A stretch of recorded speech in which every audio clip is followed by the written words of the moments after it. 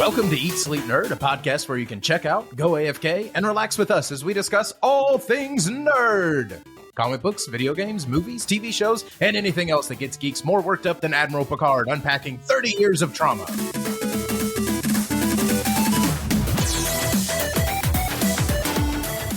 In this episode, we review and discuss Shazam Fury of the Gods, The Mandalorian Season 3, Episode 3, and the first half of Picard Season 3. Plus, we round things up by checking in with the nerdy news to discuss a bunch of DC stuff. James Gunn officially directing Superman Legacy, Ben Affleck saying he won't direct anything, Tom Cruise loves The Flash, and Zack Snyder teasing a big announcement.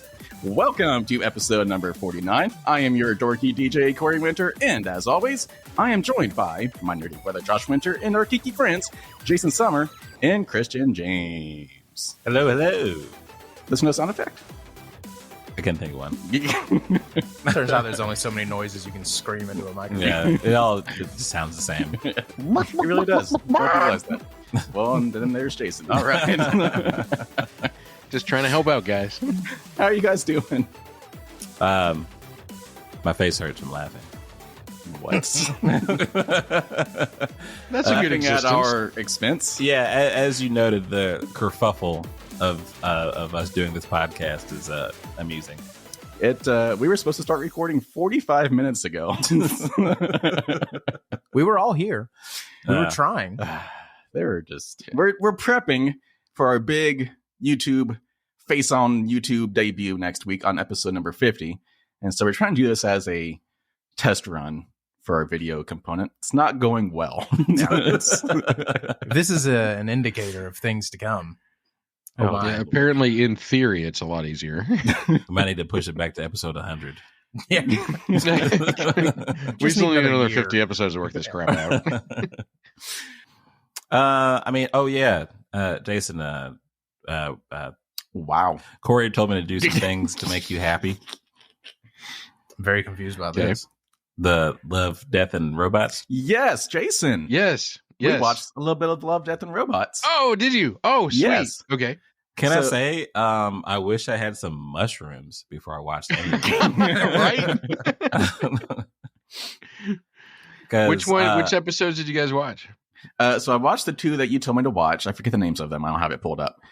It was the volume 3 episodes that you recommended. And the first one was the one where they're on, I think it was Mars. Maybe it's just another planet. It was the two astronauts. Sure. And it was, first of all, it was heartbreaking. Like, Most of them you are. recommended like one of the most depressing 20 minutes of TV I've ever seen. But it was so beautiful and so well done. And then I kept watching. And so I actually just watched the one that was right after that, which was a stop motion miniature zombie outbreak and like fast forward, which was awesome. Yeah, that was less like tragic, more comedy. Yes. And that's what I loved about this episode, or this show right off the bat, is that every single episode has a very different art style. Like I think one of the episodes I watched was actually like live action. Some were more anime. Some were CGI. Like it was just every single episode is something different, which was really cool. So I will tell you this, with the exception of a few individual shots, nothing in that show is live action. The last Right. episode Jason recommended, the one about the siren, that's really good. Oh, Then. yeah, dude. Yeah, the whole idea was David Fincher, who's one of my favorite directors, and I'm kind of sad that he hasn't really done anything lately. He originally pitched the idea of he wanted to do a sci-fi anthology series, and he got the deal with Netflix, and then the longer he worked on it, the more he workshopped it, he realized there was really no way he could direct all of this. And so instead, he had an additional idea of what if he shopped out each individual story to a different art house, and they could direct it, they could write it, they could do whatever they wanted to, and it ended up being an anthology not just of stories, but of different creators. And it just kind of blossomed from there, and he ended up not directing any of them. He was just kind of the showrunner. And it's beautiful. Everything about it is beautiful. But I will say, more of them are depressing than happy. So I went back and looked at the episodes that Jason recommended. The first one, the one about the astronauts, was the very pulse of the machine. That was in the most recent Volume 3 season. And then the second one I watched was Jabaru, about the siren. Jabaru. Mm-hmm. That's the one I thought was live action because it was so well done. Yeah. So you're telling me that was done. all computer? Correct. Holy crap. Yeah, that looked amazing. Yeah. Again, the idea was you could make it in any style you wanted to and everything like that, but it was to showcase animators, creators, writers, everything like that, each for their own thing. Most of these stories were existing stories. There have been a lot of the David Asimov stories and things like that. Isaac Asimov. Isaac Asimov. Yeah. I don't know why I said David. So I mean, the when you read the credits, if you really like the thing, there's usually a book that you can go read. That's either that whole story or a collection of stories. But the idea was these things that might not be long enough to ever get a full adaptation. What if you could do an anthology of them? So yeah, it's a cool show. That Jabaru, isn't that what's it called? Jabaru. Yeah. I'd love to see a full movie of that. Yeah. The cool thing is that the entire episode was kind of choreographed to be like a dance. Yeah. And I didn't really know what was going on. It was fun to watch. Right? Wasn't it just kind of enrapturing and you're trying to figure it out what's going on, but you're still just kind of mesmerized by it? Yeah. Almost like you're one of the knights in the episodes of the Siren. Before they went crazy. Yeah, right. And then I went back and watched one of the Volume 1 episodes. I think it was just called 3 Robots or something. It was like one of the original episodes. That was actually the only one that has sequels. Yes, I noticed that. Yeah. But that was hilarious. It was about robots coming back to a post-apocalyptic, I guess, Earth. Yeah. Everyone is dead. Yes. And they're interacting, like trying to figure out how humans actually like lived. And like they come across cats and stuff, and they don't know how cats actually work. And so they thought it was a bomb. And it was a great episode. I loved it. Yeah. So anyway, so that's Love, Death, and Robots. It is on Netflix. Has 3 seasons now. One of the only things worth watching on Netflix. So you say that. Go ahead, Jason. Well, Christian, you started to say that you wanted to see what this was like on the shrooms. Which episodes were you thinking of when you said that? Definitely the Jabaru one and the machine. Pulse of the Machine. Mm-hmm. Yeah. Because I was really intently watching that one, and I was like, what in the world is going on?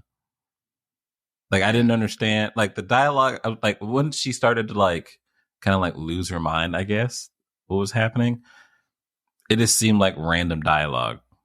And I was like, what is happening? And why is she diving out the thing? And what, a bunch of, like, zooming out and really close-up face shots. And I'm like, what is happening? I was just so confused. But I feel like if I had my third eye open, I could probably figure it out. Interesting. It's not something I'm completely opposed to. Just So anyway, Jason, you recommended this to us because you talked about last episode. So thank you. I'm actually kind of upset with you guys for having not recommended this show before. Why did it take 3 seasons? Come on. I assumed everyone knew about Love, Death. Well, part of it is that there's so much time in between seasons. Like, this thing started in 2013 or 2015. Oh, wow. Oh, wow. Yeah. Okay. Right. Like, I was working at my security job when the first season came out, and that was at least 2012 or earlier. So, yeah. Wow. I had no idea. Yeah. That's why, probably. It's because it kind of gets lost in the mix. Yeah. But no, Josh, you say that there's nothing good on Netflix anymore, aside from that. But I said there's like 3 good I've been watching more and more Netflix recently because they still got the documentary game down pretty hard. True. And I've been getting into some conspiracy theory documentaries. Somebody go fetch Corey. Get him out of the pool. Oh, God. He's going to end up. Have you guys ever heard of QAnon?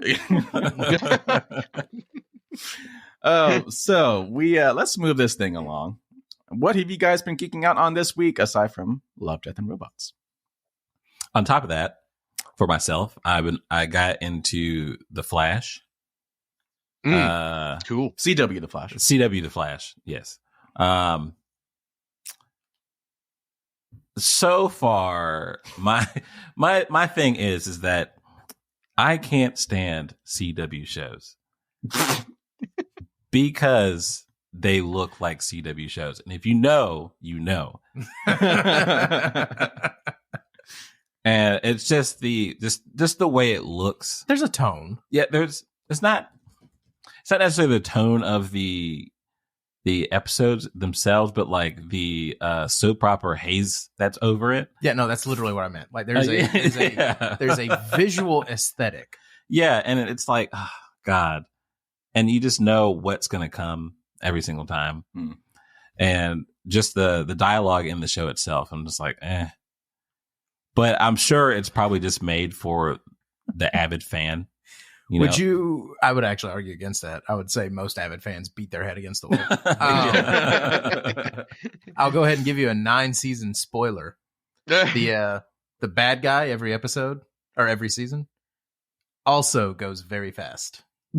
So Christian noticed that. Yeah, I did notice that. Yeah, I since we've been talking about the Flash for a very long time, in the first episode when you find out like his mom dies and blah blah, he was like, I see a man in the thing, and it's like, oh, that's Reverse Flash. Okay, cool. Believe it or not, most of the time it's not Reverse Flash, but that's kind of one of the frustrating things about it. Like, how many evil speedsters do you really need? Yeah, I was going to say most of the time it's Barry in another timeline. Yeah. Oh yeah. Yeah. But no, I mean, like it's a good show for what it is. I would say it is probably the second best CW show in the DC universe. Oh, okay. Arrow like, is pretty in the DC good. universe. I was like, like in general, and see it's like CW shows. Don't know about any of them. Yeah, That's funny.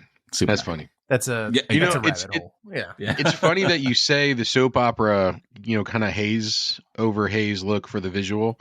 Yeah. Because that's how I describe the series to most of the series to people, is that it's like somebody decided like, hey, let's just do a soap opera with superheroes. Basically. Yeah, that's the CW. And that's how I describe, kind of the premise of all of CW's superhero stuff. And like the whole it's a good thing superhero about, fix, but yeah, I mean the superhero-ness stuff is cool, which I was explaining to Corey the other day, that in one of the episodes he's trying to save people on this train, and the visuals of him saving people was cool, but everything else looked like it came from like Marvel artists, because it didn't have enough time to make that look real at all. So the money shot was good. Yes. The big special effect was good. All the other basic compositing and stuff like that, not great. Flipped around.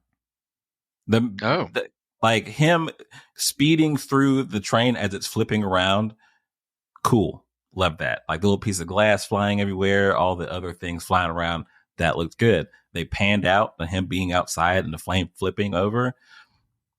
The train just looked like some clip art that they added in there and was just tossing around.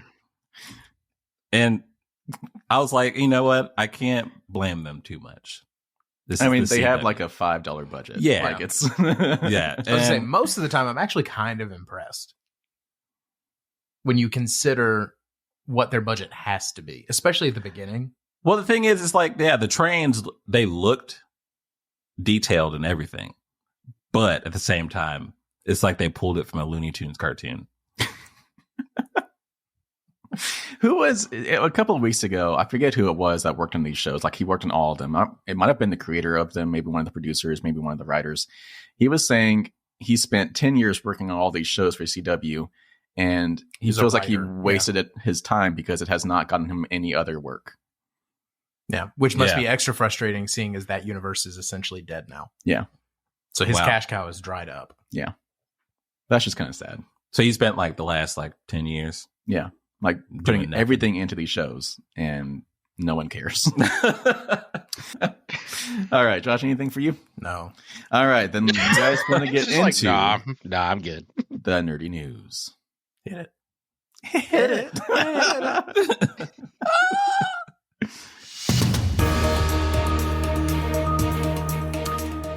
All right, as I said in our intro, pretty much the only thing we have to talk about are some DC things. And we might throw in a couple other things if we have enough time. But we have 4 stories we want to talk about for DC film things. So the first one is, we talked a little bit last episode about James Gunn potentially directing Superman Legacy. Well, it has now been confirmed by James Gunn himself. So James Gunn is officially directing Superman Legacy, and he announced in a tweet today. It was previously only revealed that Gunn was set to direct the movie.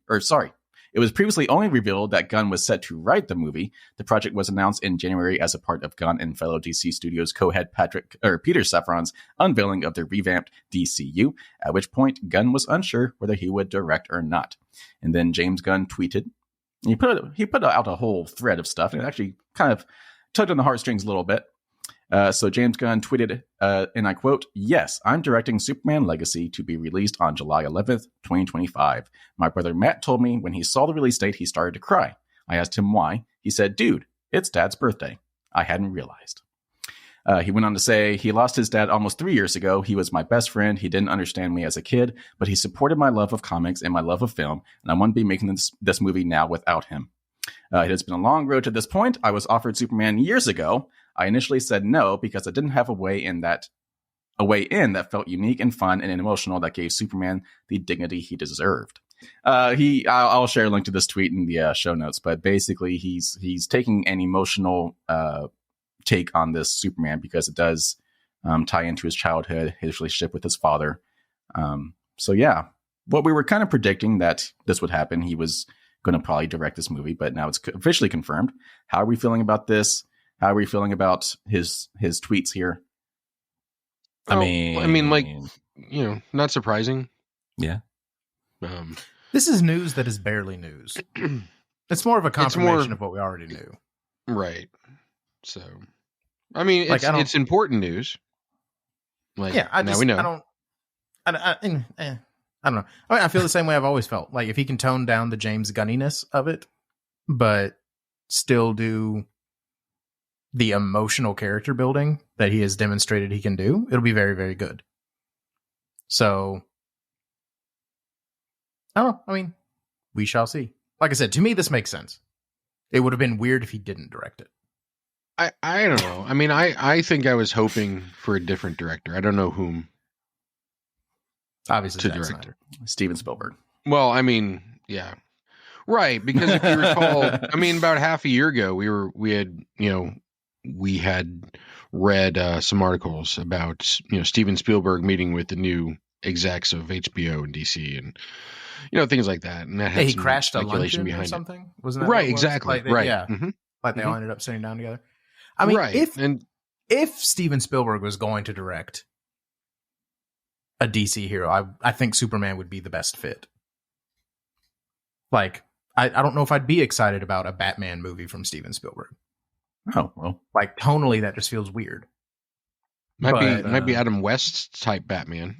Yeah, but like, but again, like Steven Spielberg is another director that can breathe a lot of emotion and sentimentality into subjects that otherwise might not have it. Like, he made Jurassic Park a sentimental movie. That's hard to do. It's literally about giant murderous dinosaurs. Jason, are you texting me while we're recording the podcast? Oh, that one? Yeah.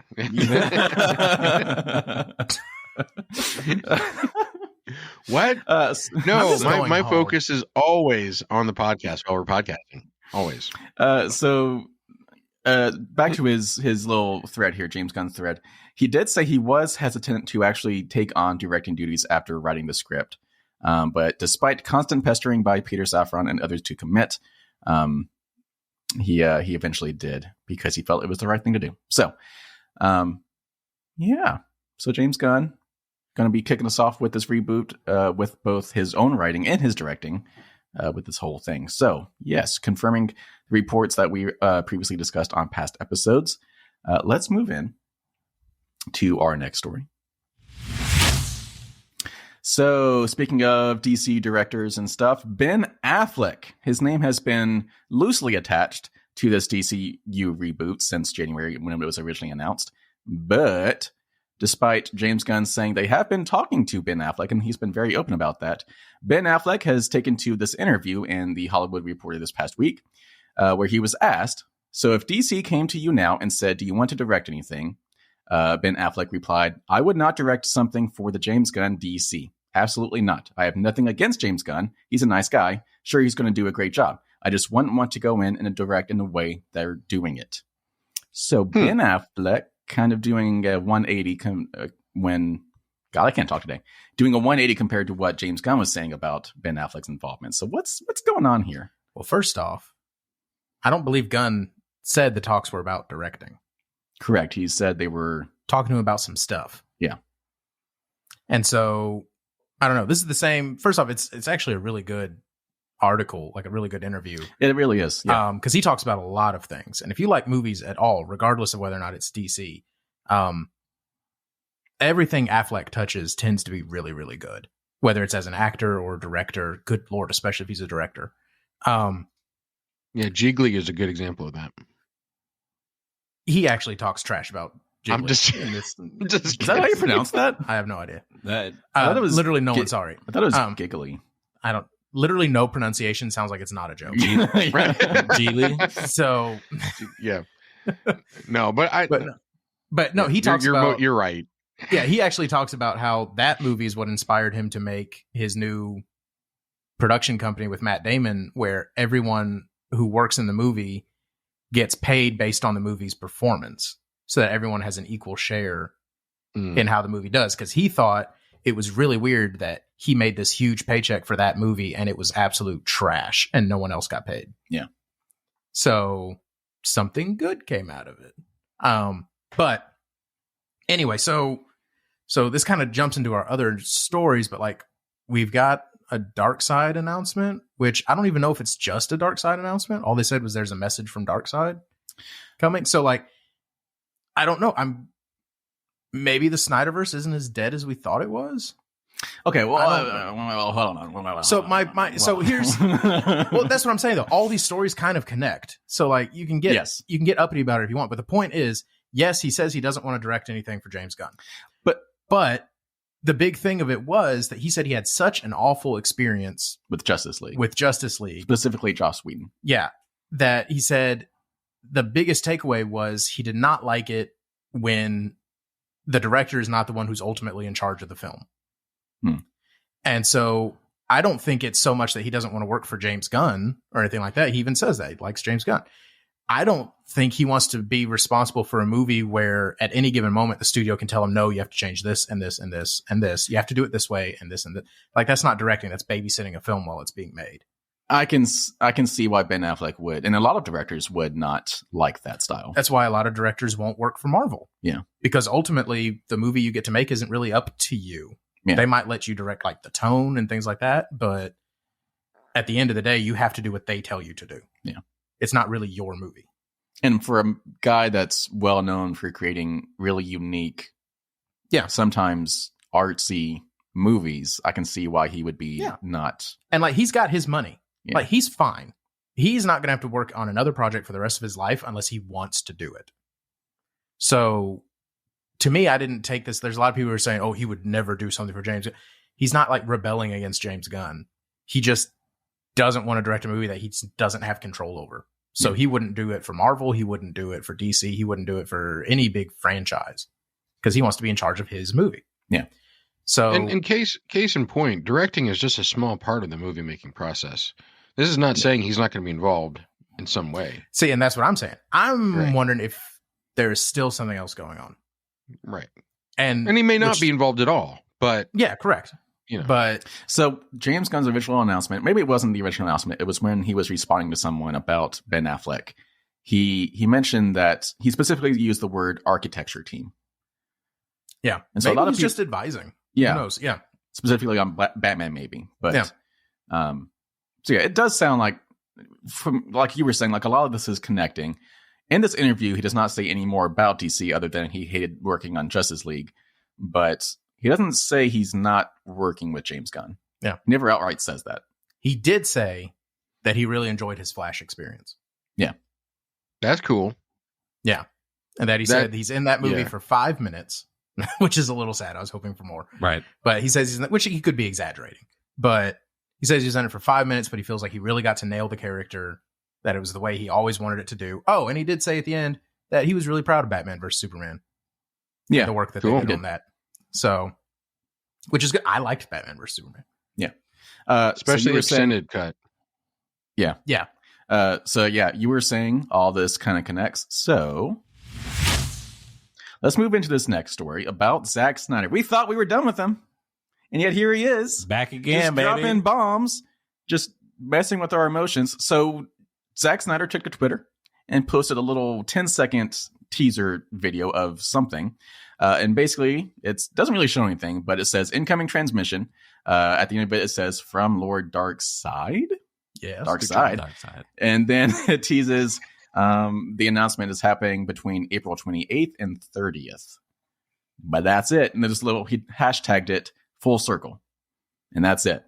So something to do with Darkseid, which... It's weird to me that it doesn't have an exact date. Yeah, right?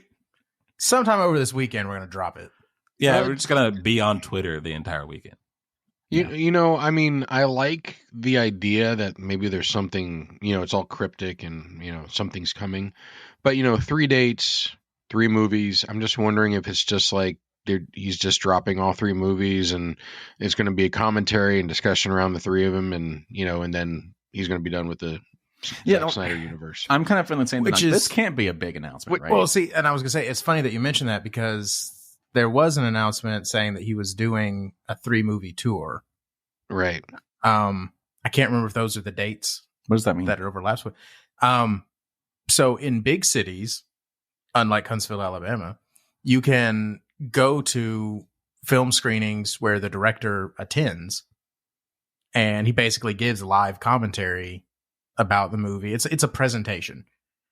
And so he talks a little bit before they show the movie, and then he talks a little bit more afterwards.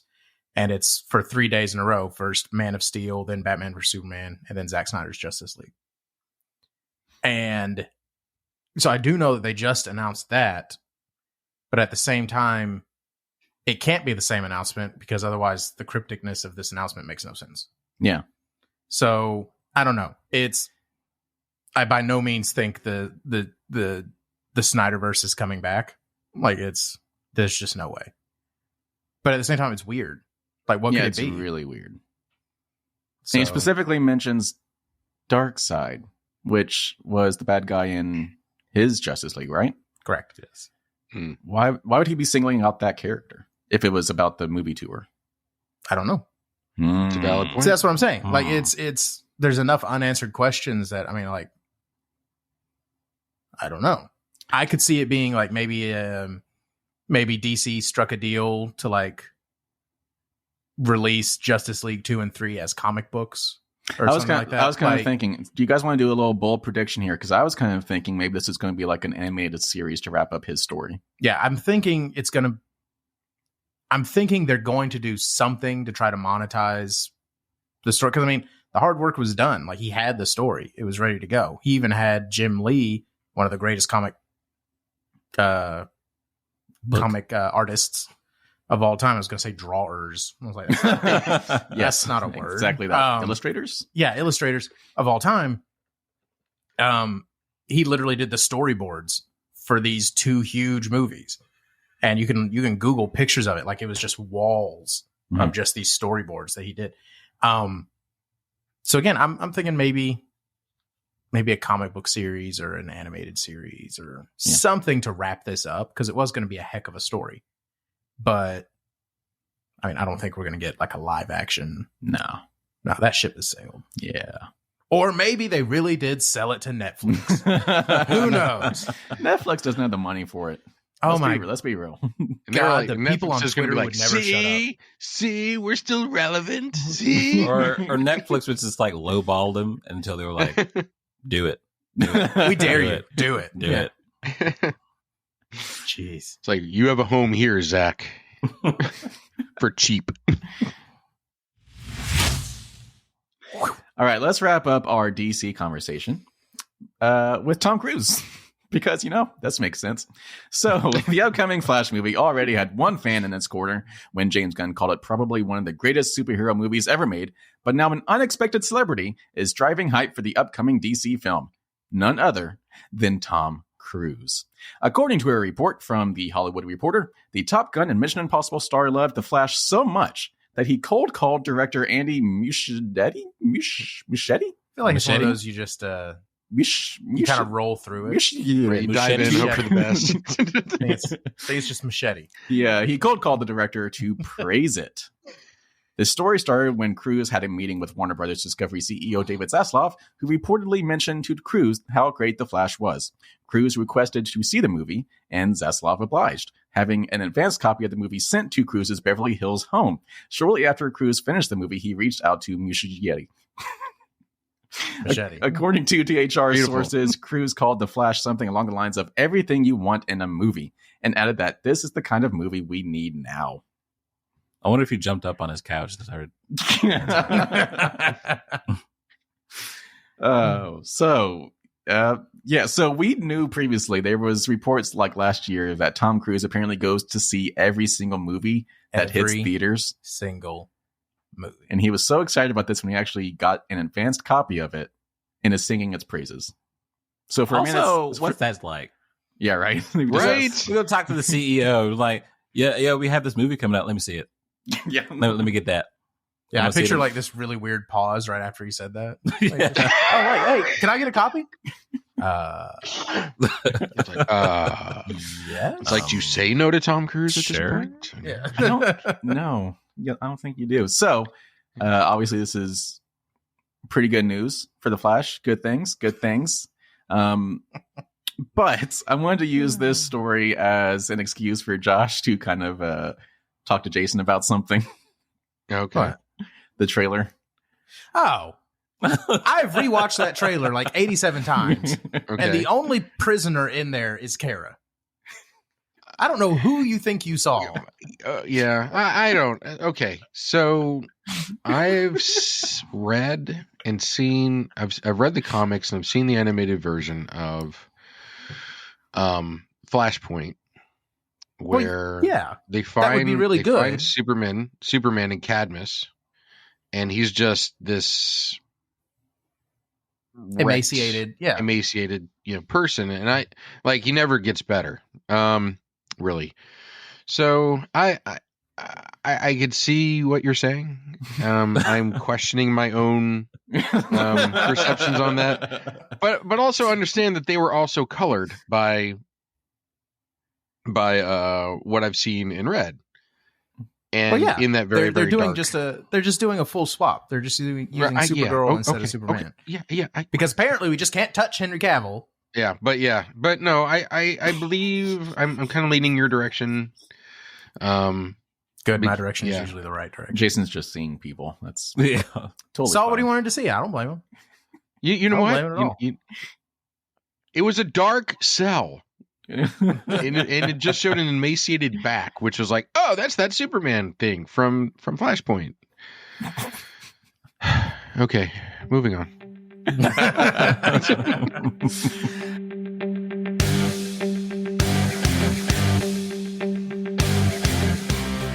All right, let's get into our spoiler review and discussion section, where we have three things to talk about. Woo! We have Picard, the first half of season 3. Woo! We have The Mandalorian, chapter 19. Woo! Pew pew. And Shazam, Fury of the Gods. So we'll save that for last. Let's start with Star Trek Picard. So I believe Josh and Jason are discussing this one. The resident Trekkers. I do not believe Christian has watched this. Nope. I have not either. I plan to, actually. I do want to get into all the Star Treks, but I'm just not there yet. So, season 3, the first half of season 3, I've been told. Roughly, someone start talking. Yeah, no. So this was a show that I hesitated to get into because I loved The Next Generation so much. And anytime this much time passes and then they do a sequel, I'm always hesitant. And so I binged the first 2 seasons a few weeks back. And it was a show. Sorry, I don't mean to interrupt. It looks like I'm just going to count. So 1, 2, 3, 4, 5 episodes of season 3 have aired. So you guys are talking about the first 5 episodes? Correct. Cool. All right, continue. Sorry. So no, I mean, the first 2 seasons were neat as kind of like a character study of what people can be like 20 years after the last time you saw them. And that part was interesting.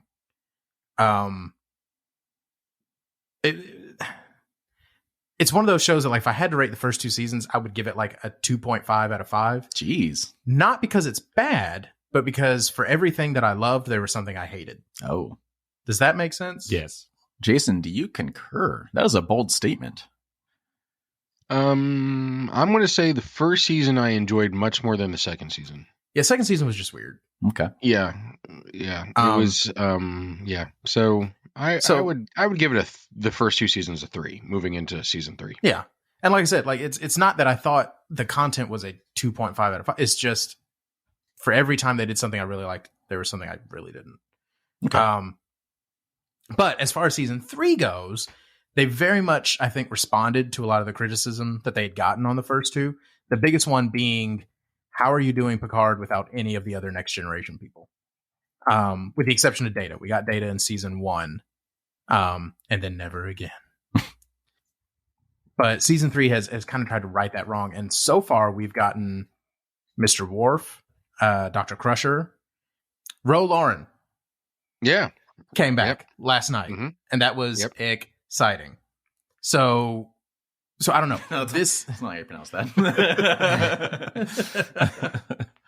No, I mean, it's yeah, go ahead. I'm talking because no one else is saying anything. Yeah. So first of all, the one thing that this season has driven home is that to truly appreciate this series, you're going to have watched every freaking series of Star Trek and the Next Generation movies. Correct. Because there are so many small references, like Ro Laren. Yeah. She was a minor character who had some important episodes.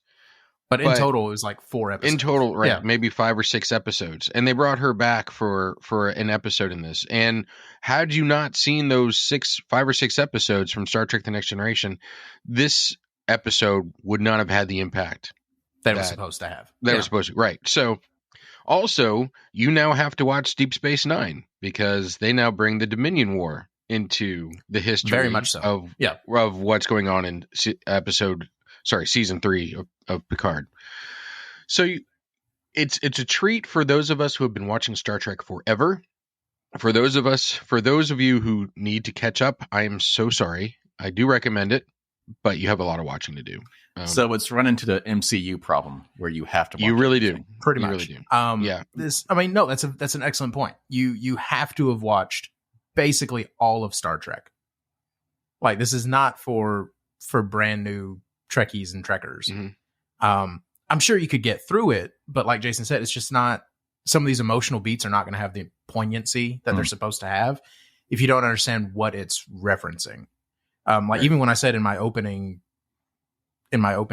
line or whatever, like the show really is essentially about Picard atoning for maybe things that he would have changed in his past. Which is an interesting thing because, like, to most people, Picard was like the captain, like the perfect Star Trek captain. And he always did the right thing. And he was always like perfectly morally center.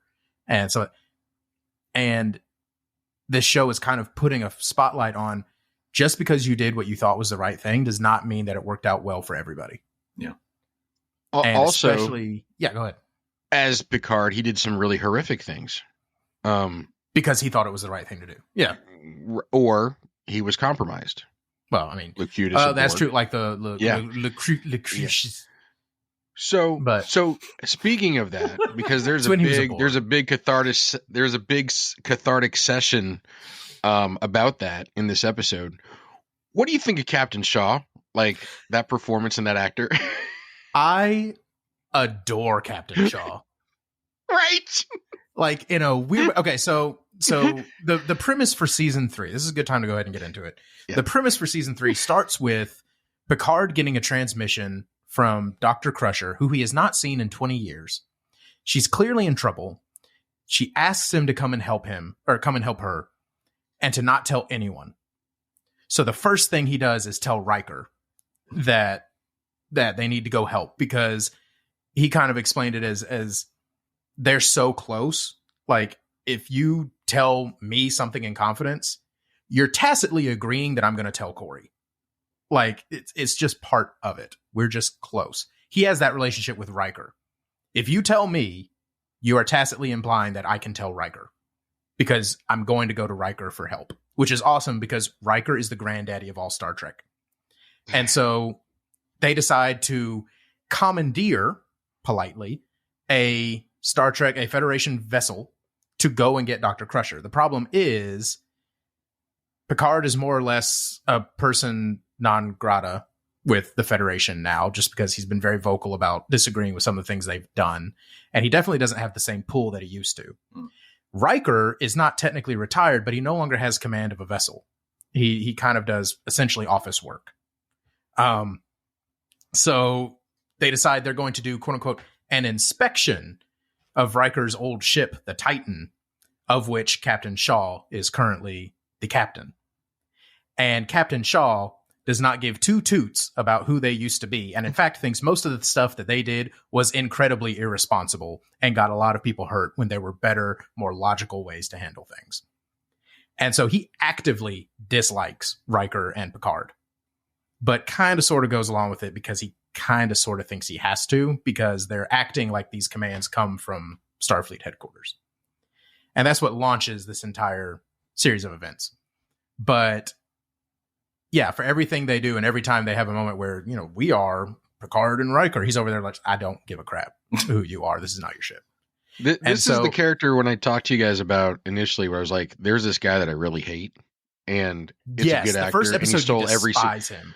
God, he steals every freaking scene he's in. He is almost too good for this series. He's very good at his role.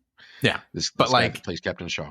In this last episode, after they've got Crusher, the Federation is coming to essentially take them to court-martial for more or less mutineering a ship, commandeering a ship.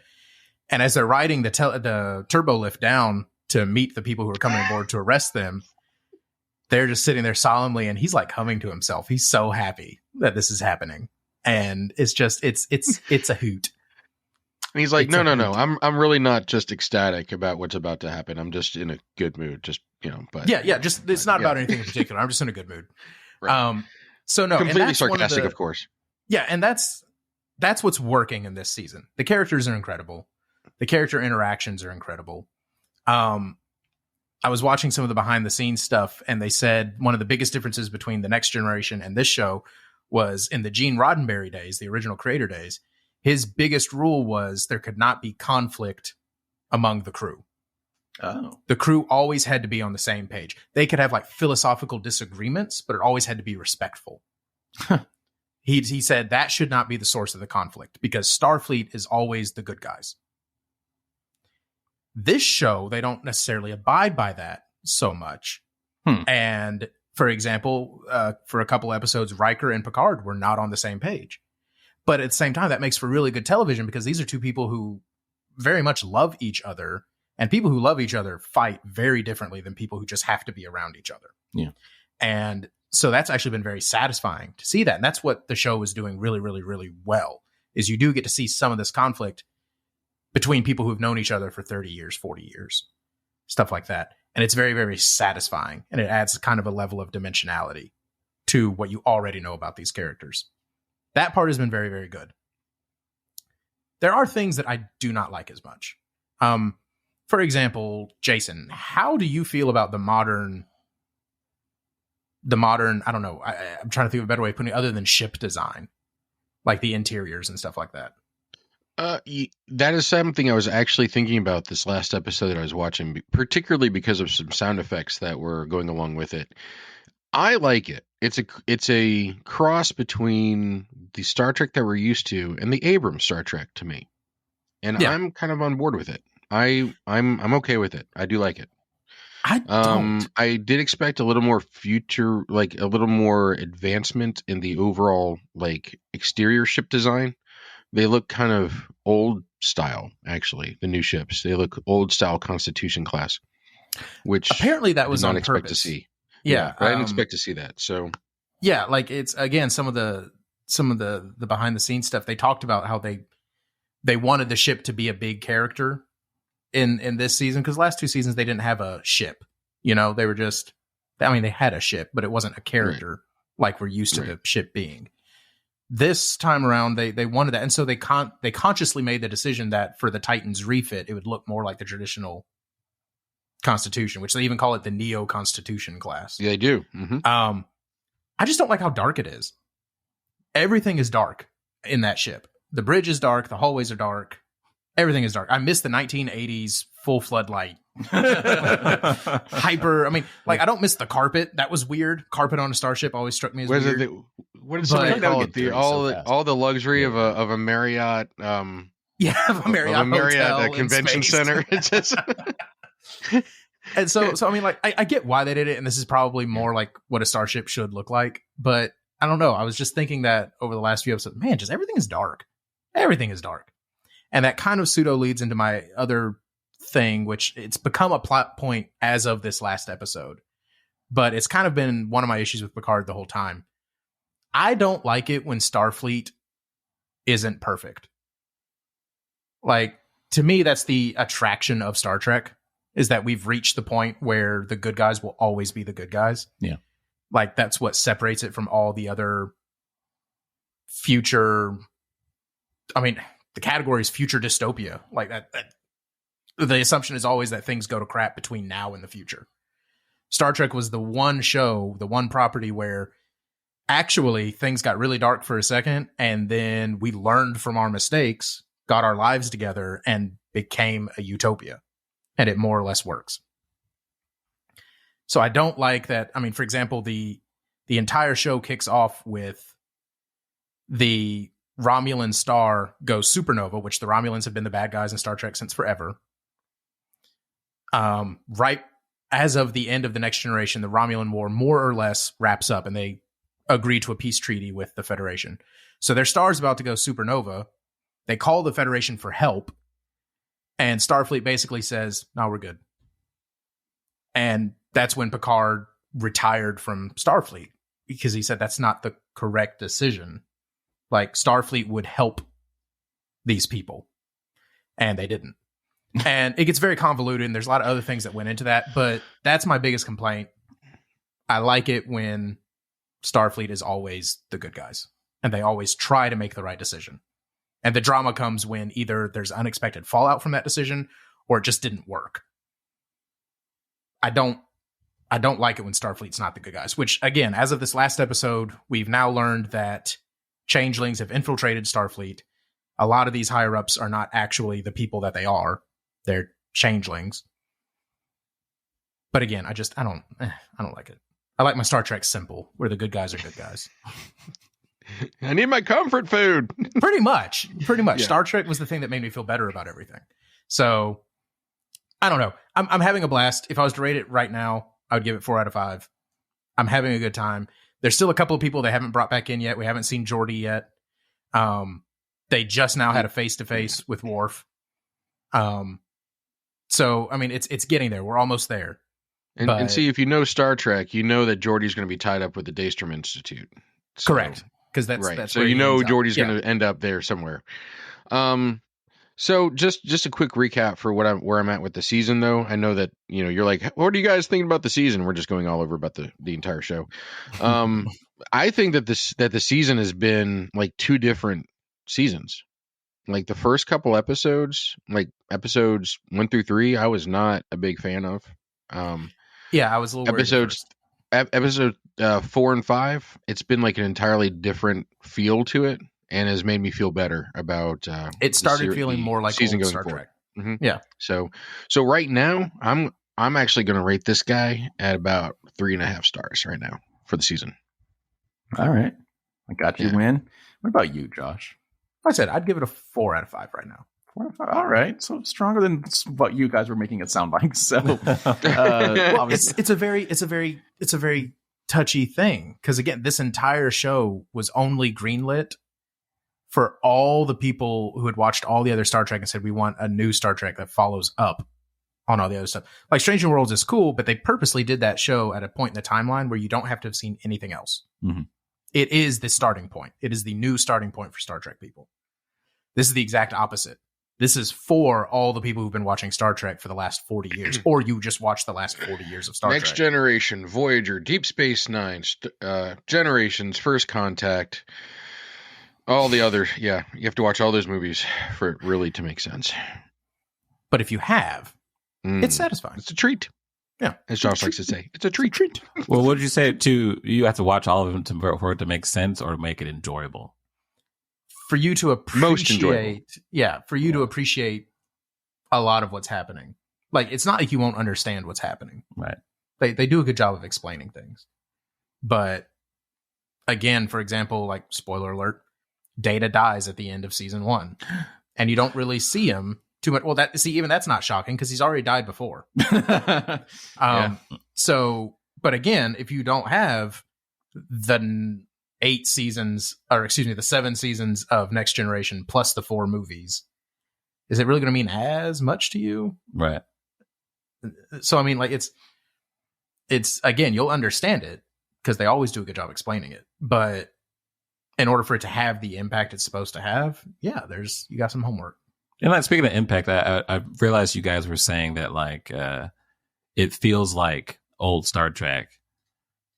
Have they deviated from that feel throughout the years, or has it stayed kind of the same? So especially since the Abrams movies came out, it became much more about saving the galaxy and, you know, big story arcs and stuff. Original OG Star Trek, both the Kirk show and the Picard show, were very episodic. Today we're dealing with this planet. Yeah. Today we're escorting a diplomat. Today we're, you know, and it was very enjoyable because, like, you can drop the needle at any point in the show, and with the exception of one or two little things, you're not going to be lost. You're not going to be confused. The status quo is always there. Right. And then just, you know, as time has gone on, people kind of fell out of love with that format. We wanted our characters to have big arcs and have big development. So modern Star Trek kind of relaunched with the Abrams movies. And then shortly after the Abrams movies, and they realized that Star Trek could make money again, they launched Discovery, which at first was very dark. Jason disagrees. What? No, not disagree, but I think your timeline goes further back. Deep Space Nine was very serial. Deep Space Nine is different. They did a lot of things but I mean, but this is you start seeing serialization in Deep Space Nine, Voyager, and Enterprise. I keep now you're right that the darker stuff came after the Abrams Star Trek, like when it got a much darker feel, but the serialization started further back, fading, or coming into focus. Yeah, no, exactly. That's fair. Yeah. But that's why a bunch of people got really excited with Strange New Worlds, because it went back to episodic content. Okay. And they kind of did a good job of blending it. There are big arcs that go over the entire season, but each episode can also be watched completely individually. Okay. And so they've hit a really good balance. I would love a new show set roughly in the Next Generation timeline that did that kind of storytelling.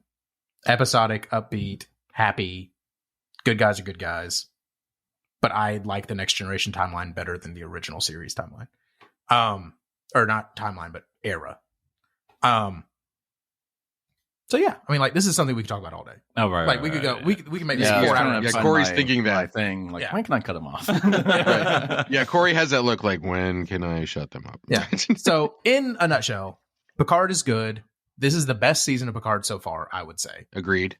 They are more or less fulfilling their promise of reuniting the Next Generation cast, which, again, a bunch of people said is what Picard should have been from the beginning.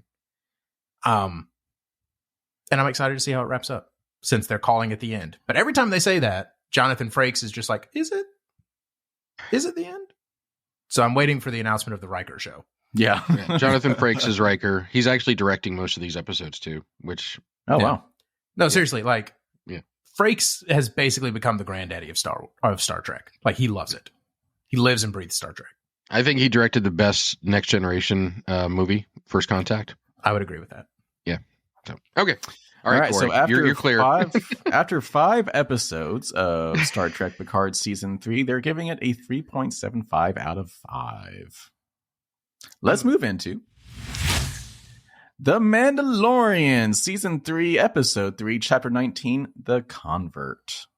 It was long. So this was a long episode of The Mandalorian, and it was kind of a little detour from the main storyline. Was it long because of the detour, or was it just long? I think so, though. I think it's because like you still had a Din Djarin storyline. Yes. And to me, this almost feels like once they were done with the editing for the season, they were just like, man, that's not quite enough to be a full episode. Let's just combine it with the episode where we go over the scientist converting to New Republicism, because that's kind of how it felt like. But that's one of the things I liked about the episode is it kind of drove home the point. It's actually the exact opposite of what I was saying about Star Trek. In Star Trek, I want my good guys to always be the good guys, like 100% all the time. Yes. This episode with its scientist storyline, which I think is definitely, I think everyone would agree, the main focus of the episode. Yeah. It deals with him essentially going through reconditioning to be a force of good for the New Republic. And anyone else get vibes that maybe the good guys aren't as good as they're saying they are? Yes. So the episode kicks off with Mando going back to, I guess, with Bo-Katan, reclaiming his honor, reclaiming the honor, and they actually get into a firefight with some TIE fighters. And then, for whatever reason, as they're going to slip space, they kind of jump the storyline over to Coruscant with the whole new storyline. I have to say this: are they TIE defenders? They're TIE interceptors. Interceptors, yes. There we go. Yes, you're correct. Yes, Cool. You were correct to point that out. I was trying to fight back the urge to do it, but I wanted to do it. No, this is the place to do it, man. Jump on it. Jump on it. The nerd show. Actually. Right. Those were TIE interceptors. Which they pointed out because they were like, oh, these are much faster. Yeah. So anyway, they spent five minutes with Mando before jumping to this other storyline, which was really the main focus of the episode, where they're showing us this scientist. I forget his name. Actually, do I have it pulled up? It's L52. Good job. Sure. Where is his name on here? Dr. Penn Pershing. Pershing. Going through what they're calling rehabilitation. It's reconditioning. Where they are taking old Imperial people and making them, quote unquote, good. For those who can't see, Corey is, of course, you can't see. A lot of air quotes going on right now. I thought you could hear that in my voice. You're quoting the quotes. You'll be able to see that next week. And it's by the end of the episode, you realize they do use some torture-esque techniques to complete those rehabilitations if needed. So yeah, this did feel kind of like an Andor episode. It had a much darker tone or overtone. Yeah.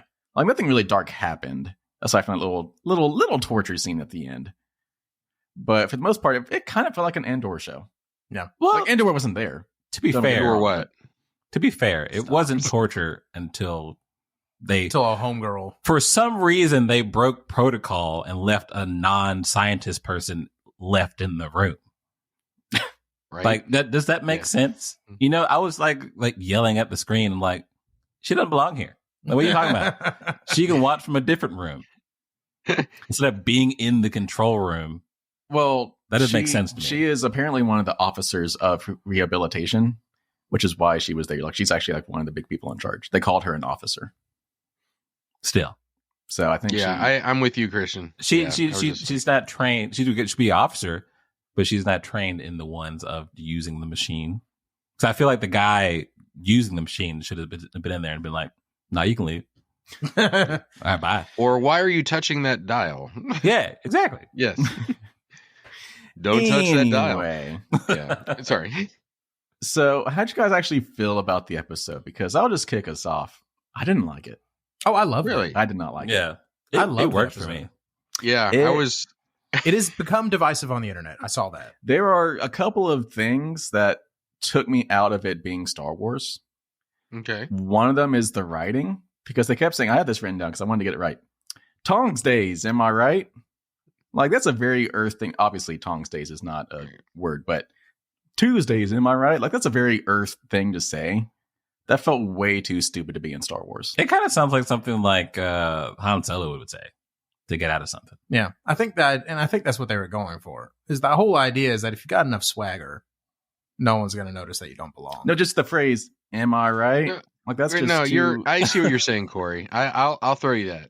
I'll throw you that. And they kept saying it. It was not just a one-off. Like, they kept saying it. I said it twice. Yeah. I said it 3 times. I counted. It grated on my teeth 3 times. And then, I don't know if this was like a fact or anything. I saw this, but the whole him wearing glasses thing, apparently it was like a rule of Star Wars back in George Lucas days where you don't wear jewelry or glasses or anything because it's not a galaxy far, far away type of thing. So the fact that he was wearing glasses was distracting. It made him look too human. Okay, well, he had glasses in season 1. Yeah, so that is a good point. This is using some characters we saw seasons ago. He was one of them, plus saying, no one was pitching a fit 3 seasons ago. I kind of was. I remember thinking, this doesn't look right. I couldn't pinpoint why. But I remember thinking, this guy looks out of place. Also, Galaxy Far, Far Away, can we go back to Rogue One when you can travel the speed of light, basically, but you can't get a signal off a planet because of some glass? That's dumb. That's stupid. You've been holding to that one for a while. You okay? I just like bringing Do you feel that better? up. Yes. Okay. Do you feel better now? I think. Okay. He's been thinking shenanigans Dude. for like 8 years. There's a lot of shenanigans in the Star Wars universe that it's like, that doesn't make sense. Well, if we're just so remember, advanced. Star Wars is science fantasy. It's not science fiction. So, just saying. So why are we tripping over some glasses? That's kind of my point. What do you mean? Look at Corey. Corey's over there like I'm not dealing with this. I'm not He's dealing the with you only right now. character ever in Star Wars to have glasses. Okay. He has bad vision. What about Maz Kanata? What?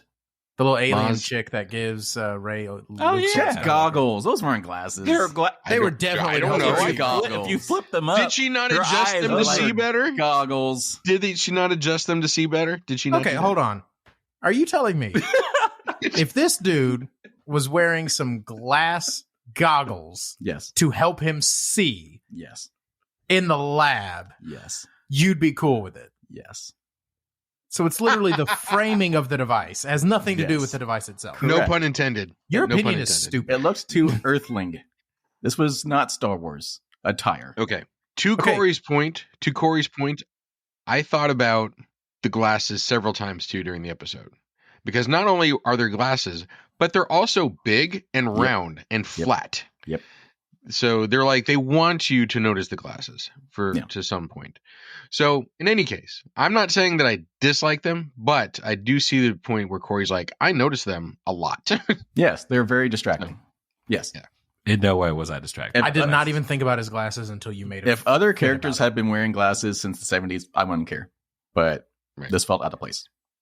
Anyway. And welcome to the world of nerdism, people, where we get stuck up on one point. And we love it. But anyway, what else, guys? Yes. I really like this episode. I did really I was a enjoy huge it. fan of and, this and it felt like I was watching the episode and I was amazed at how much they packed into it. And I was wondering how much of this episode we had left. And we were only for me, it was like 3/4 of the way through. And I thought we were done. And I was like, ooh, we have another 15 minutes. This is cool. I enjoyed all the story that they packed into it. I'm intrigued into what they're trying to do with what his female friends is trying to do with him. I think I'm kind of wondering if she's an operative of Gideon and she's taking him out. I was going to ask you guys, because that's the other thing about this storyline that just rubbed me the wrong way, is that it didn't really fit in with the other story of this episode, the actual Mando story. Yet. And so it just felt out of place. I'm sure it will be leading to something, but it felt out of place for this episode. And so I was just kind of wondering, what is this leading up to? So I'm assuming because she used to work with Moff Gideon, if that's actually what is tying it back in. I'm thinking she's a triple agent. Whoa. Or a quadruple agent.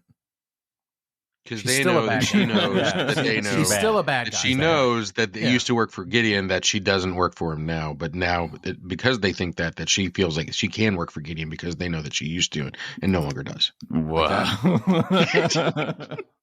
And also, I've never detected something so fast. As soon as they panned over to her face, I was like, "Yep, she's evil. Right? She's up to something." Yeah. And then throughout the episode, she was just baiting him. He was like, "Yeah, it does sound like a bad idea." But what if? First of all, this is entrapment, right? Right? Yes. And that's what he was saying. At the end, she tricked me, or this was her idea. No one cared. And they're like, we don't. Yeah, care. no one cares. Yeah, and I just wanted her to be like, "Yeah, suck it, nerd." Yeah. One of the fun parts of this episode for me was the TIE interceptor and the ship fight, dog fight. Yes, I was the whole actually opening scenes were awesome. I was on the edge of my seat, I was gripping my chair watching it. I'm like, oh my god, I'm actually gripping my chair watching the scene. I was like, that's really fun. Can we talk about him jumping out of a moving fighter and landing with his jackpack almost perfectly onto the landing pad? I love that they made him stumble. Yeah, I did. I noticed that. Because Yeah. I was like, it would have been too on the nose. He was just Superman landed. Yeah. It was just like, beep, beep, beep. Actually, I kind of actually would have loved him to Superman land. Superhero landing. That would have been awesome. But yeah, man, you got to get the fist down to the ground. Right. Knee. But this is more in line with the realism. Well, no, I mean, as real as you can get. But it's a very good point. Throughout this entire series, they've done subtle things to make you realize he's not a nimble person. He's a badass, but he's not light on his feet. Graceful. He's not a graceful person. And so I'm like Christian is saying, I'm glad they put the little thing in there where he didn't land perfectly. He's a tank. He got up fast. Yeah. Yes. He got up fast, but he didn't land the landing. He didn't nail the landing. So I do like that. But yes. Yeah. And then there were some more TIE fighters or TIE defenders or interceptors or whatever they were. Those were TIE bombers, actually. Well, there were 5 TIE bombers, and then we right. ran why are there so many different ones? Then we ran into specific things. Yeah, I thought TIE fighter. The Air Force doesn't have one plane, Corey. Well, I thought TIE fighter was just the generic term for all the different TIE models. No, the TIE fighter are the ones with the straight up and down wings. Good lord. The interceptors' wings come in at an angle. And for example, Vader rode a specialized interceptor. Okay. And then the bombers have the wider double set, and then the slightly concave wings. Another good indicator is the bombs falling out of them. Yeah, it's it's in the name. TIE fighters, they're just generally fighting off whatever. Interceptors, they're trying to intercept you. They're faster, capture more you. nimble. Yeah. The bombers bomb. How you doing today, Corey? I'm doing great. Okay, this is going to be a great episode. Oh, but I'm loving all this. Speaking of which, what you said, entrapment. Yes. At the end, I know we're jumping a lot around. Yeah, but at the end, where they go back to the cave, and back with Mendo. Yes, and she says, "Bo, have you taken your helmet off after this?" She's like, "No." And I love that. And I realized that as soon as they left the waters, she kept her helmet on the entire time. That's a good catch. That's a good catch. And I was like, oh man, got her. And everybody surrounded her with patting her on the shoulder and yeah, good job. That was all you. Except for Darksaber boy. Yes. Yeah. He's a hater. Is he going to be a problem? Yeah, I think he's going to be a problem. They panned him a few times. Yeah. So, but I did like that they said that she could go when she wants to. She's not trapped. Well, that's always been there. Yeah, that's always been their thing. I like come that. And go as you want. But the point is, until you take your helmet off, you are welcome. You are saved. Yeah. You are redeemed. Yeah. No, and I'm really glad they did that with her because I've been hoping, and I hope that this is actually kind of leading up to it, where she becomes kind of a co-lead of the show. Because Bo-Katan's cool. Yeah. And I think Mando needs a little bit of help to take the show over. So I would really like to see more of her. Yeah, I agree. He needs her nimble skills. Right. And she's got the Darksaber. Yeah. Because there definitely wasn't a scene where she gave that back. Yeah, never saw that one. So yeah. No, he did. You're talking about from the previous episode?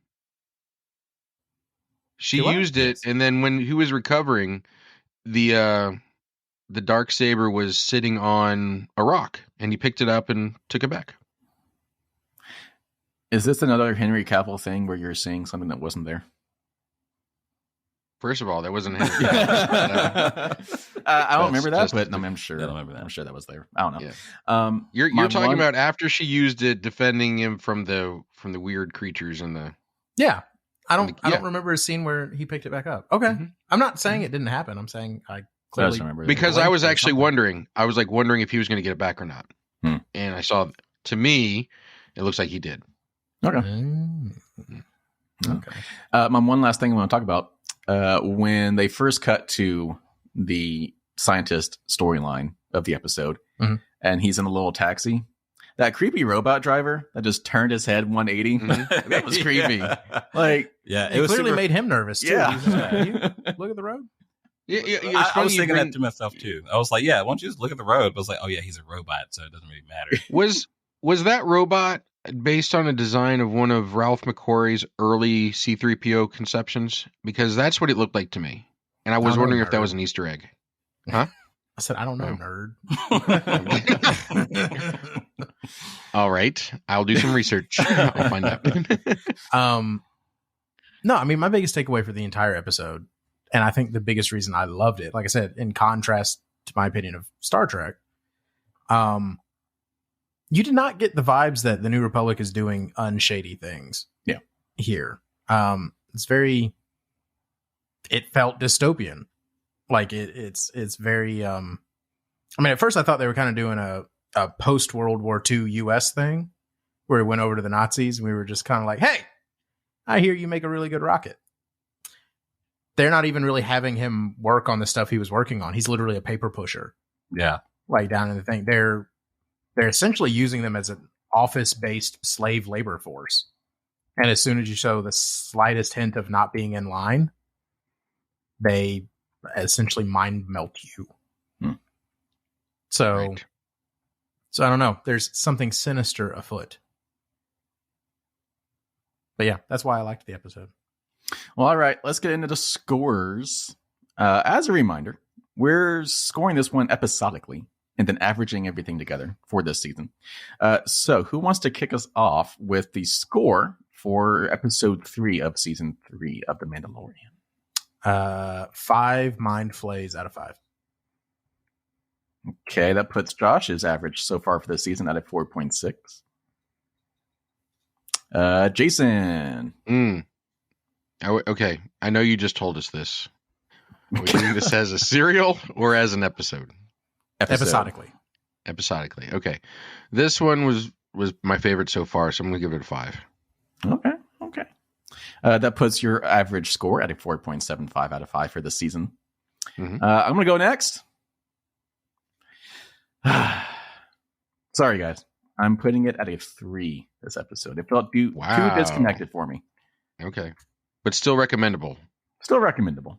I still had a good time. It's just it felt off. So that puts my average score for season 3 at a 3.67. And then finish us out, Christian. Where are you putting episode 3? 4 DNA spliced clones out of 4. And that puts Christian at a 4 for the season. So all told, we're at a 4.27 out of 5 for season 3 of The Mandalorian so far. Thanks, Corey. Episodes. Feels right. I'm going to be the Debbie Downer this season, I guess. I don't know. It's not hitting as hard as previous seasons have. It's not a fun seat to be in, is it, Corey? Where you just know that you're bringing everybody down. I'm okay with it. Okay. So am I. All right, let's get into our last review of this episode, where we will be talking about Shazam Fury of the Gods. So, obviously a sequel to the first Shazam movie starring Zachary Levi? Levi. Like the jeans. So how are we feeling about it? We just saw it yesterday, so it's still fresh in the mind. I I got through the first third of it, and then it started getting good. It started getting better. And that's where my point comes in. If it was like 20 minutes less, and how Josh will probably put it, take out a lot of the scenes with what's his face? Oh, Freddie? Yeah, Freddie Freeman. Yeah, so I was a huge fan of the first movie. I thoroughly enjoyed it. Probably one of my favorite DC movies. Still weird, but okay. And I was very excited for this movie. And the first half of the movie, I did not enjoy. Like, there was very little laughs. And I was just so annoyed by Freddie Freeman, the character. And he was just so annoying to watch. I couldn't get through it. And so finally it picked up in the second half because like the right around the time they quit focusing on Freddie so much. Yes. And actually made it the Shazam movie again. And, got into the big climactic battle scene. That was really well done. So if it had not been for the first half, this would have been like a 4 out of 5 for me. But that first half of the movie where it was just dealing with the teenage drama or whatever you want to call it, it was just it was a bore. It was a bore. It was an annoying bore. Yeah, it was really unnecessary for the story in itself. Yeah. Like I don't care. Yeah. That you're crushing on this girl. And again, they even pointed it out in the movie that like she reveals that she's 6,000 years old and they still kiss, and his dad is just like, it feels inappropriate. This feels inappropriate. Yeah, it is. And unnecessary. Yeah. What about you, Jason? So I guess I had a different takeaway than you guys. To me, 6 out of 5. No. Not nearly that different. But to me, Freddie feeling this kind of desire to get out from under the mantle of togetherness that Billy had put on the 6 of them. 6 or 7? 6? 6. His whole thing was, he's crippled, he's disabled, and the only way that he could probably feel not that way is his other version of himself as the Shazam hero, and so Captain of course he's going to want to be that as much as possible. Well, hold on. So yeah, the storyline of that was fine. Right. I just hated the annoying character part of it. Now, having said that, now, again, this is the message that I took for this particular character dealing with being disabled. And of course I'm not. Anyway, moving on. I do think that the crush, the whole thing with Anthea was rushed and like really just stood out like a sore thumb.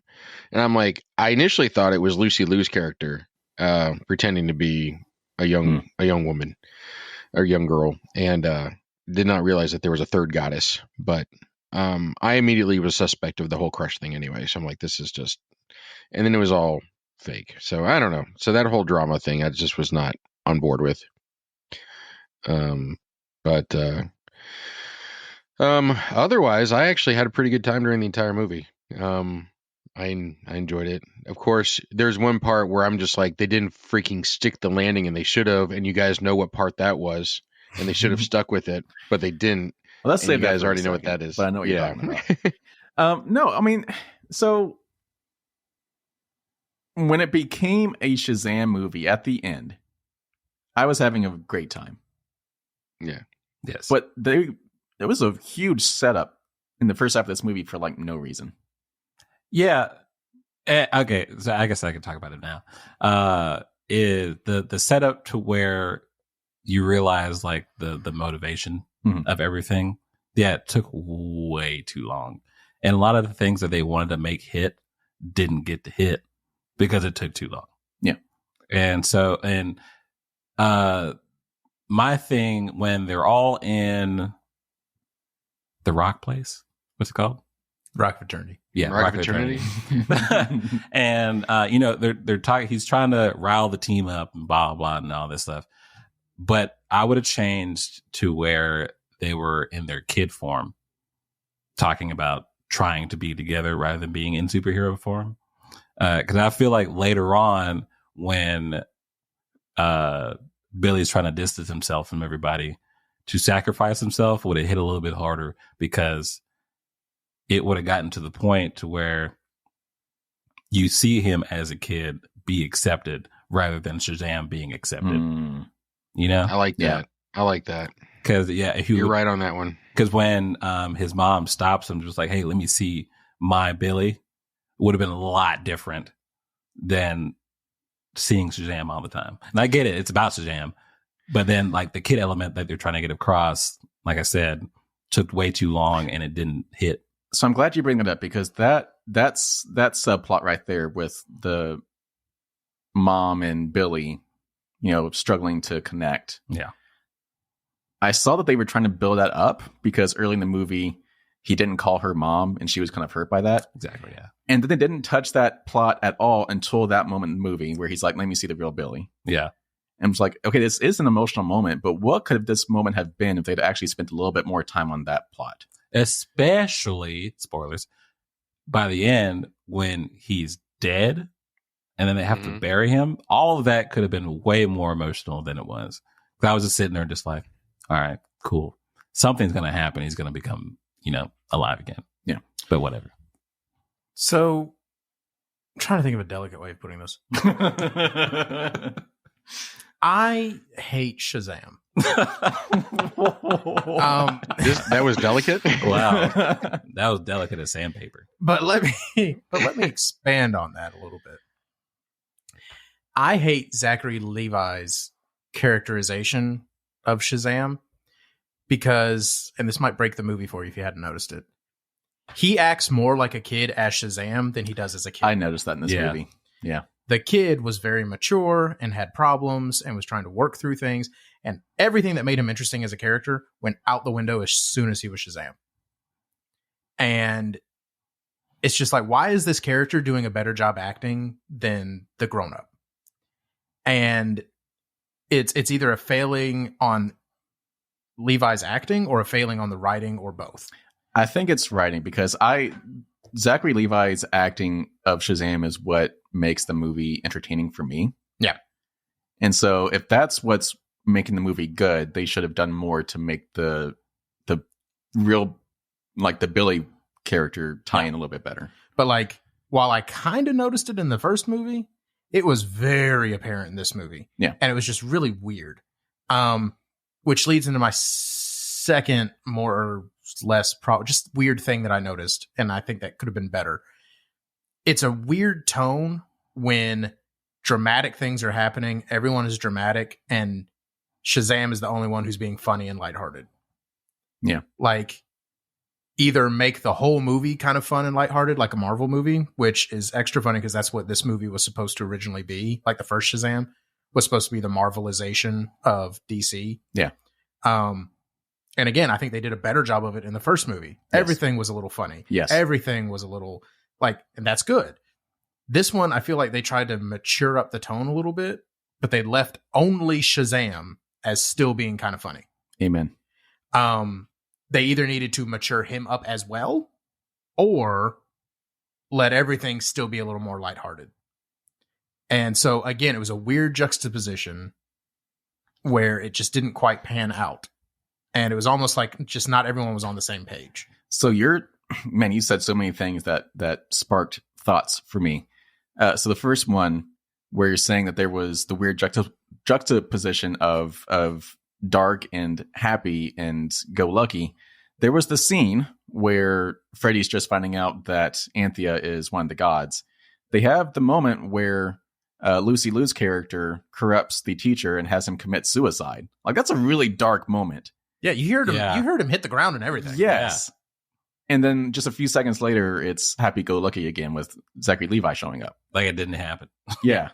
So like, it was just, you get what I mean though? Like it just felt weird sometimes. Yes. And then I will say, the first movie was way funnier, as Josh was saying. I totally agree with that. And I think it's the Ant-Man problem that I had with Quantumania. Like, it was significantly less funny than the first two movies.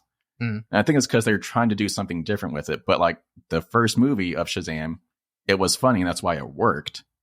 They took some of the funny away, but not all of it, which made it feel weird. And don't get me wrong, like Shazam can be more fun than the other characters. He should be. He's the main character. Yeah. but like it should be everyone's at a 5 and he's at a 7. Yeah. Not everyone is at a 3 and he's at a 10. Like there's an amount of leeway you can have, and that gap was just too big. Yeah. In this movie. And you had Helen frickin' Mirren. Right? She deserved better. She was excellent though. Everyone did a good job. That's actually the most frustrating part. It's like it's very rare that you can go to a movie where it's just like, I didn't feel like anyone was miscast.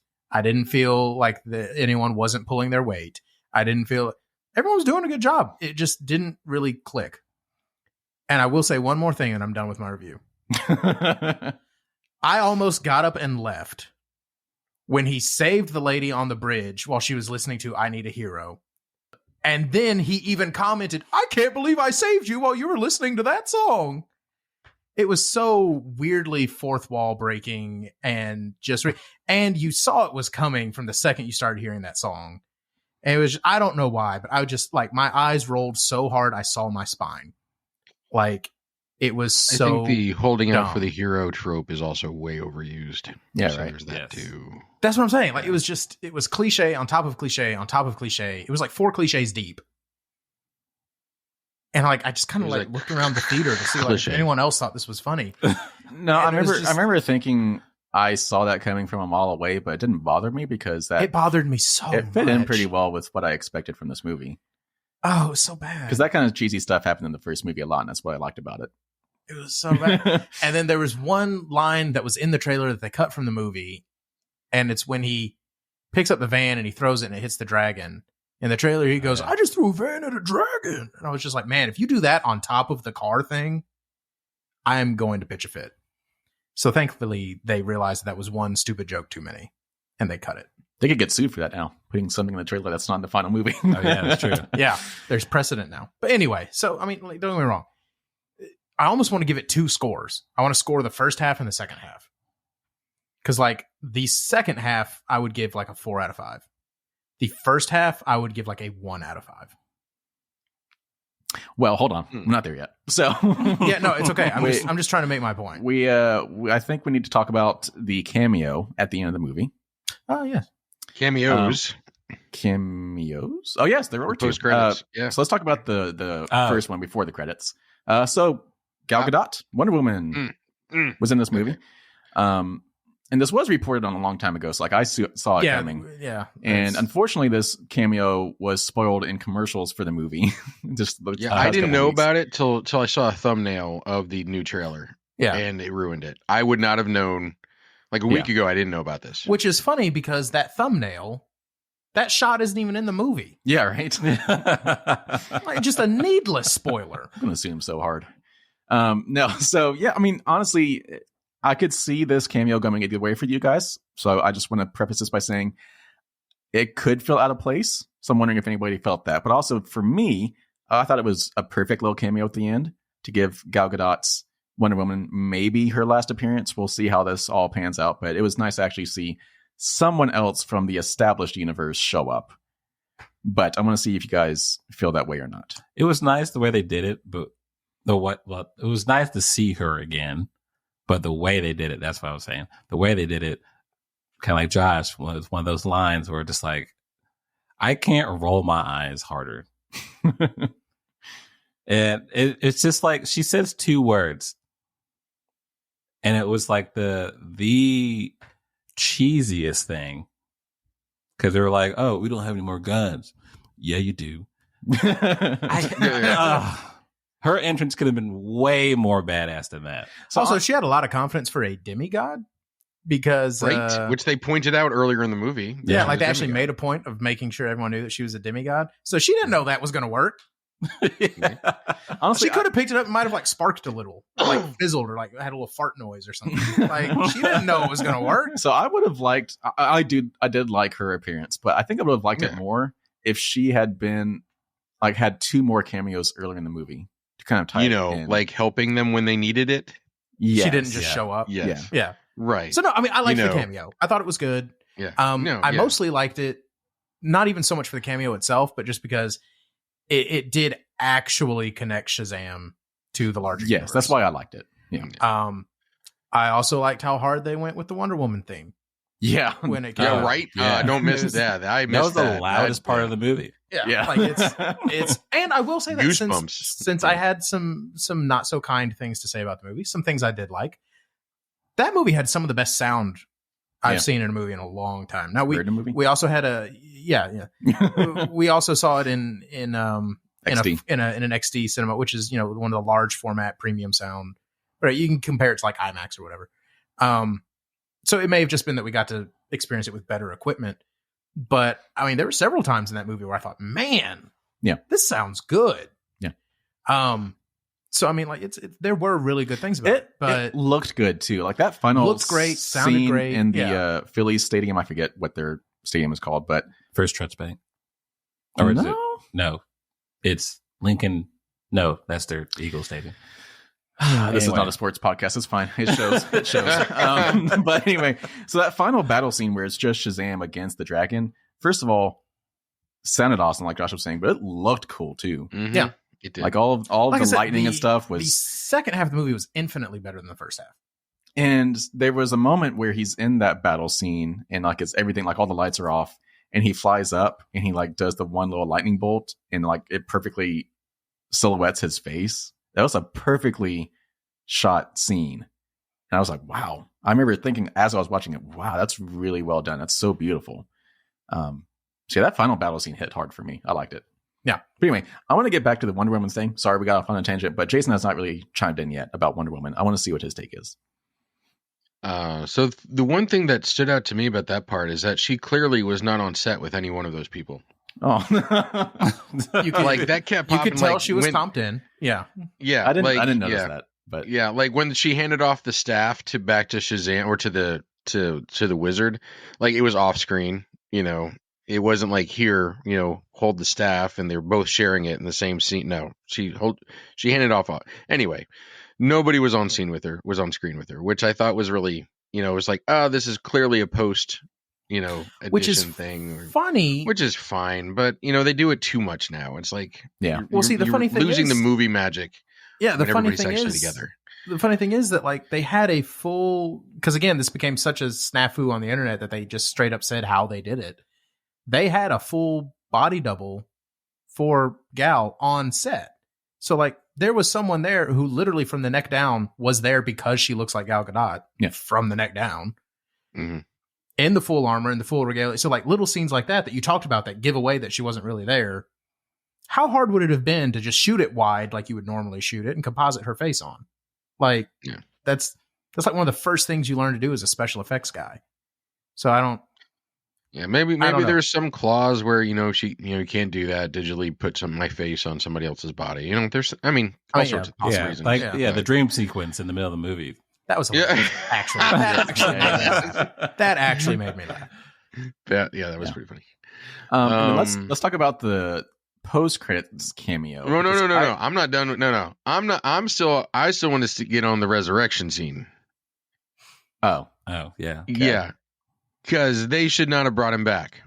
oh, I'm sorry. This is another one of those situations where, like, if you're going to stick that landing, you stick it.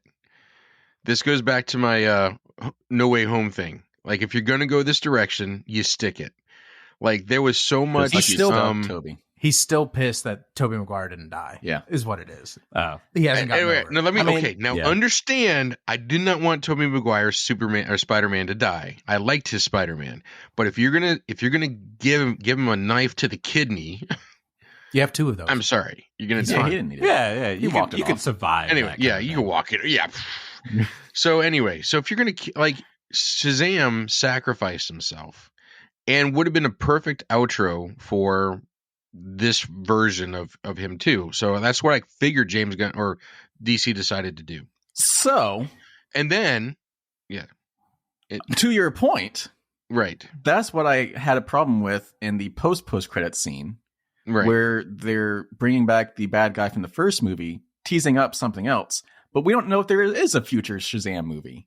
And so they're teasing stuff that might not happen, which is the Amazing Spider-Man 2 problem, teasing up the Sinister Six, which never happened, which I'm still pissed about 10 years later.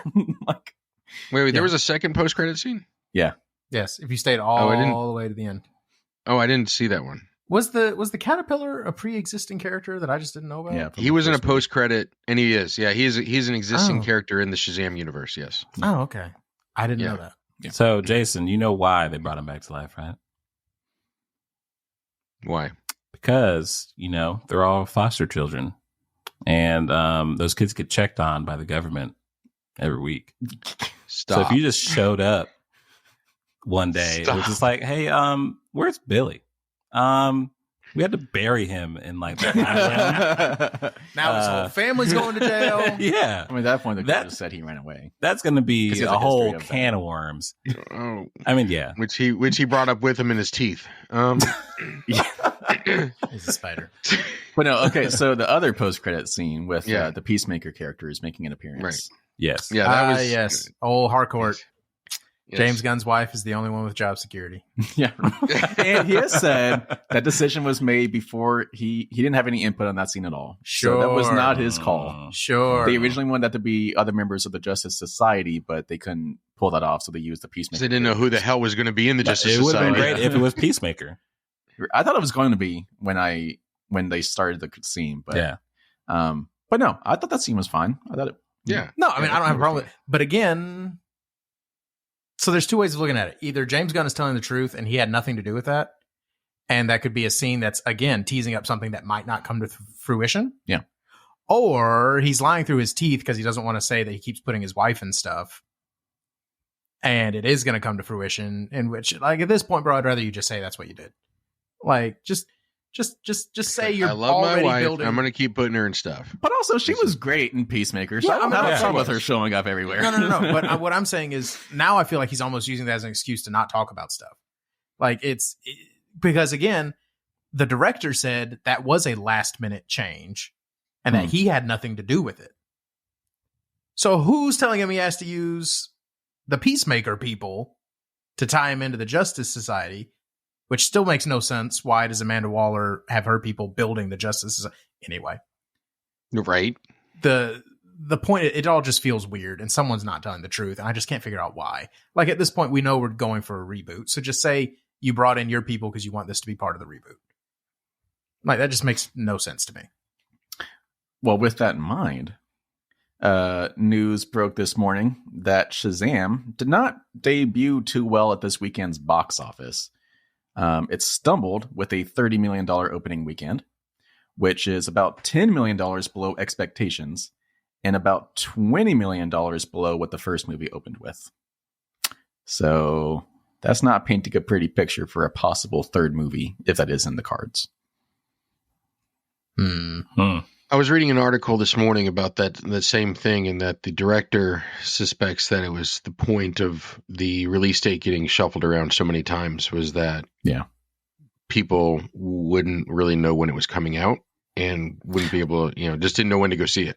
So they didn't do much marketing about it. James Gunn barely talked about it. Yeah. So like he's been talking more about The Flash than he has about this movie that just came out. Like, so who knows? It seems like Warner Brothers did not care too much about this movie, which is kind of sad, but it is what it is at this point. It is out there. We'll see if it leads to a sequel, but let's get into scores. So I'm going to open this up by echoing what Josh was saying, where first half of the movie, yet again, the Ant-Man problem. First half of the movie, I hated almost. I want to go as far as saying a 1 out of 5 for the first half, but I would say like a 2 out of 5 for the first half. But the second half, really enjoyed. I'd probably give that one a 4 out of 5. So I think all told, I'm giving this movie a 3 out of 5. Let's go Christian next. Yeah, like I said before, this movie could have been like 20 minutes or so less, and probably would have been a little bit better. Like it wasn't bad. It just there's a lot of beats that just weren't excellent. Mm-hmm. I'm gonna do the Jason 375. All right. Well, speaking of the Jason, you're next. Oh, wow. I didn't see that segue coming. So I had a good time watching this movie. Like I enjoyed it. I enjoyed the experience in the movie theater, but it's also not one of those ones where I'm like, I need to go see it again, or I need to make sure I've got it on DVD. So I recognize that it's got serious flaws in it. So having said that, recognizing that I enjoyed the movie, I'm still going to give it a 3.25. All right, and Josh, bring us home. What are you giving Shazam Fury of the Gods? I am giving it a generous 3 seeds out of 5. Wow, that's actually higher than I was expecting. I said generous. All right, well, all told, that puts us at a 3.25 out of 5 for Shazam Fury of the Gods, which is actually higher than I was expecting. And as Josh would say, that sounds right. So looking at Josh's scores of movies that we have reviewed on this podcast, a 3 is the lowest it's ever gone for a movie that we reviewed. The only other movie he's given a 3 is actually Thor: Love and Thunder. Has that aged well? You can take that down to a 2 if you want to. The longer I think about that movie, God. No, I love movies. Like, it is hard for me to go to a movie and just feel like that was an absolute waste of time. Yeah. Even bad movies usually have something redeemable. So, that being said, this wasn't great. Well, it wasn't the best time I've ever had. The best time I've ever had was watching Midsummer. And I don't know how dark that is, but yeah, that was a great time. Because I was initially told that it was going to be a horror movie. I was like, sweet, sold. I like horror movies. And then I spent the whole time going, what in the world? What? And just shocked the entire time. All right, people. Well, this wraps us up for episode number 49.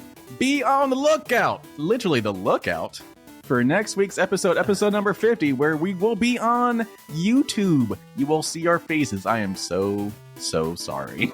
Look out, because, eyes and then video. So yes, that is correct. That connection. Especially if we keep this lineup right now. Corey's on his bad side, so. Yeah, we switched things up for this, and I hate it. I don't like this side of the table. So yes, March 28th. Look out for that episode. It will be on the YouTubes, youtube.com/@eatsleepnerd.